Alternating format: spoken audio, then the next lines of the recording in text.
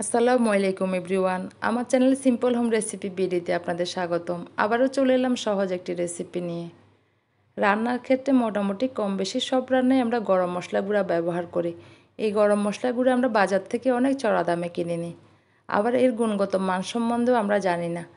বাসায় কীভাবে ঝটপট সহজে গরম মশলা গুঁড়া তৈরি করতে পারবেন তা আজ আপনাদের সাথে শেয়ার করছি।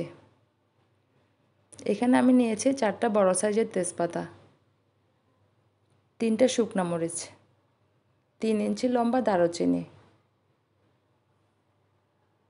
একটা জয়ত্রী, একটা ছোট জয়ফল, 3টা কালো এলাচ,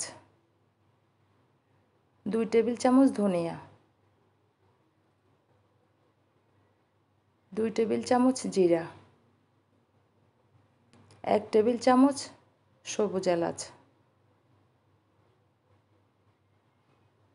1 টেবিল চামচ মৌরি বা মিষ্টি জিরা, 1 চা চামচ শাহি জিরা, 1 চা চামচ কালো গোলমরিচ, 1 চা চামচ রাঁধুনি, 1 চা চামচ লং বা লবঙ্গ, আধা চা চামচ সাদা গোলমরিচ, আর নিয়েছি একটা স্টার মশলা। এরপর মশলাগুলো সব একসাথে নিয়ে নিচ্ছি, আর বড় মশলাগুলোকে আমি ছোট টুকরা করে কেটে নিচ্ছি, এতে করে গ্রাইন্ড করতে সুবিধা হবে। মশলাগুলো আমি আগে থেকে ভালো করে পরিষ্কার করে ধুয়ে নিয়েছি এবং শুকিয়ে নিয়েছি। আপনারা চাইলে এগুলোকে রোদে বা চুলার নিচে দিয়েও শুকাতে পারেন, তবে এগুলোকে টেলে না নেওয়াই ভালো, এতে করে মশলার কালারটা নষ্ট হয়ে যায়। এরপর মশলাগুলোকে আমি একটা গ্রাইন্ডারে নিয়ে নিচ্ছি, এরকম গ্রাইন্ডারে নিয়ে নিচ্ছি। আমরা অনেকে জানি না গুঁড়া মশলা কীভাবে গুঁড়ো করতে হয়, এই জন্য গ্রাইন্ডারটা দেখিয়ে দিলাম। এরপর এগুলোকে গ্রাইন্ড করে নিচ্ছি। আমার মশলাগুলো গ্রাইন্ড করা হয়ে গিয়েছে। এরপর এগুলোকে একটা বাটিতে ঢেলে নিচ্ছি।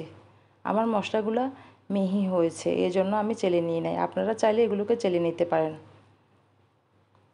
এরপর ঠান্ডা করে এগুলোকে একটা এয়ারটাইট জারে 6 মাসের মতো সংরক্ষণ করতে পারবেন, তবে এগুলোকে বেশি দিন না রাখাই ভালো, এতে করে মশলার স্মেলটা নষ্ট হয়ে যায়। এই মশলাটা আপনারা বিভিন্ন রান্নায় ব্যবহার করতে পারবেন। তো হয়ে গেল আমার গরম মশলা গুঁড়া। যদি রেসিপিটি ভালো লেগে থাকে তাহলে একটা লাইক দিবেন, শেয়ার করবেন ফ্রেন্ডস অ্যান্ড ফ্যামিলির সাথে, আর আমার চ্যানেলটি সাবস্ক্রাইব করে আমার পাশে থাকবেন। আবারও চলে আসবো সহজ কোনো রেসিপি নিয়ে।